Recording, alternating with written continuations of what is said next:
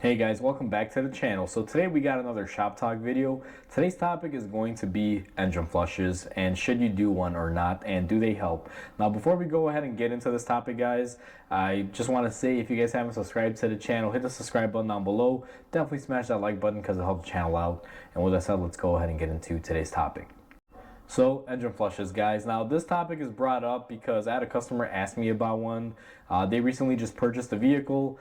This car was subject to really long oil change intervals, and I could tell just by looking at the valve covers. What wound up happening is they bought the car. They didn't know too much about it. It did have a valve cover gasket leak. I went ahead and I had the car in here. I replaced the valve cover gasket today, and I noticed that it was really bad in there. It was pretty sludgy, a lot of dried up oil, heavy contamination, and I cleaned out whatever I could while I was in there using my vacuum cleaner and a screwdriver to pick away the big chunky stuff. But overall, there's going to be a lot of debris in that engine. And I called my customer up and I let them know about this, and they said, well, what can we do? Can we do an engine flush or something of that nature? And I kind of just told them, listen, if you want to do an engine flush, I can do it, but it's not really going to give you any results, at least from my opinion. Most engine flushes are just, typically just a chemical that helps dissolve any sort of engine sludge or try to free it up, loosen anything that's pretty much caking inside of the motor. And that could be a good thing and a bad thing at the same time. So the whole theory behind the engine flush is you pour a chemical in your engine oil and you run it for X amount of time. That chemical should loosen up all the dirt and deposits and try to eliminate the sludge by breaking it down. Now that sounds all good in theory, but there's a few things that it kind of falls short on. And the things are that if you have really heavy deposits, engine flush is not really going to do too good for you. It'll probably wind up hurting you more in the long run. And even if you don't have heavy deposits, I still don't recommend it because you are going to be thinning out your oil. Most of these chemicals are usually some sort of like a kerosene product that will mix with the oil and help clean stuff up. So it's almost like you're pouring fuel with your oil and letting it run through your engine to try to clean up the varnish. And I don't know about you guys, but the fact of thinning out your oil thinner than it already should be is a little bit scary to me. That's why most engine flush products say pour it in your engine oil, run it for like 30 minutes at idle only, and then go ahead and drain and change your filter and refill it. But here's what happens, and here's what I've seen, and I actually witnessed this at the dealer, and I feel pretty strongly about this. I always want to say never do an engine flush. Now, if you're, let's say, changing your oil on time, and for some reason you just want to do an engine flush every now and then, but your car has good maintenance, I don't see any harm in that, but I still wouldn't do it just because you're pouring basically kerosene in your oil or some sort of fuel product that is eating away varnish. It's basically a cleaner based, and it's not a good idea, period. But in that scenario, I'd say if you really wanted to, it's your vehicle, you could probably get away with it. But in a vehicle like the one that I serviced today, where the valve cover and everything underneath there was really caked up with hard deposits, a lot of varnishing, a lot of yellowing, you almost do not want to use it, guys, because if you use a product like this, you run it through the car. One, it's not going to get everything out. It will never get everything out. The only way to get everything out of the engine would be to clean it up by dissecting everything and cleaning every single part one by one, which you're probably not going to do. And if your valve cover area looks that bad, I can only imagine what's in the bottom end of the engine, along the walls and everything. It could just be caked up just as bad.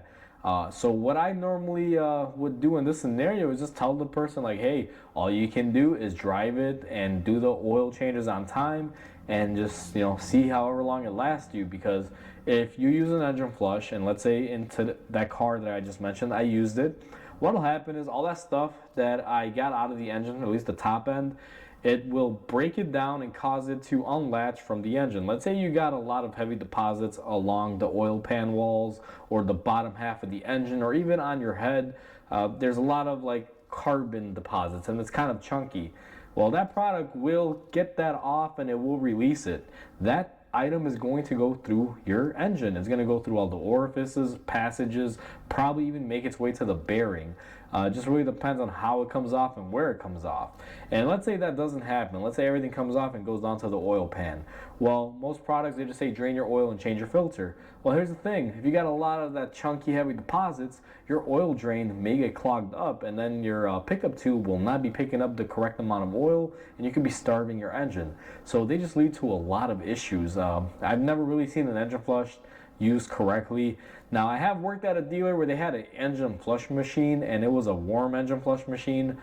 Again, those will work a little bit better because you're basically putting a tube that'll run the oil from the top of the valve cover, and on the bottom you normally have a drain that the machine will suck out anything that comes out, and typically this is done without running the engine.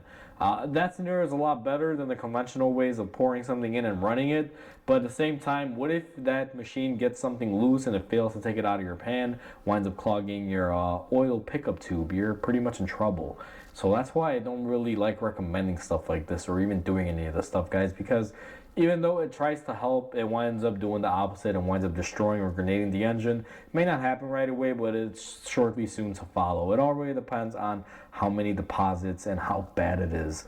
But my personal opinion on this is just stay away from any sort of engine flush. It's not really going to do you any good.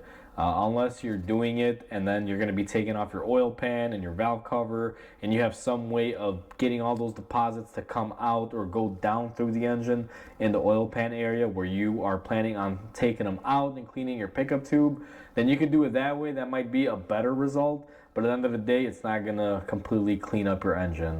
There's no making up for an engine that has been neglected on oil changes. I recently just did a extended interval oil change video and explaining the negatives about that and my experience with it. Nothing can substitute changing your oil on time, guys.